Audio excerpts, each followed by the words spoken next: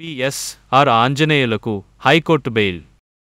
Mumbai cine నటి కాదంబరి జత్వానీ ఫిర్యాదు ఆధారంగా ఇబ్రహీంపట్నం పోలీసులు నమోదు చేసిన కేసులో సీనియర్ ఐపీఎస్ అధికారి పిఎస్ఆర్ ఆంజనేయులకు హైకోర్టు బెయిల్ మంజూరు చేసింది.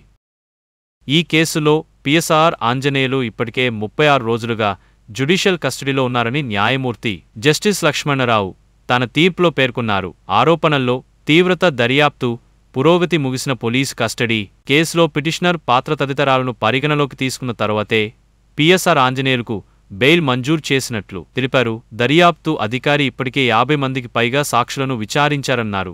కఠిన షరతులతో బెయిల్ మంజూరు చేస్తే చక్కమించి పారిపోయే అవకాశం లేదన్నారు. ఇప్పటికే ఆంజనేయులు సస్పెన్షన్లో ఉన్నారు అని న్యాయమూర్తి గుర్తు చేశారు.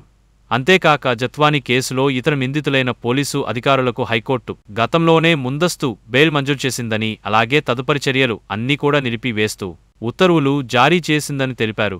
ఓ అమాయక వ్యక్తిపై తప్పుడు కేసు బనాయించారన్న విషయాన్ని తేల్చాల్సింది సంబంధిత కోర్టు లేనన్నారు. పోలీసులపై ఫిర్యాదు చేయడం, వారిని ప్రాసిక్యూట్ చేయడంపై క్రిపి సెక్షన్ 195 నిషేధం ఉందని న్యాయమూర్తి తన తీర్పులో స్పష్టం చేశారు. తీర్పు కాపీ శుక్రవారం సాయంత్రం అందుబాటులోకి వచ్చింది.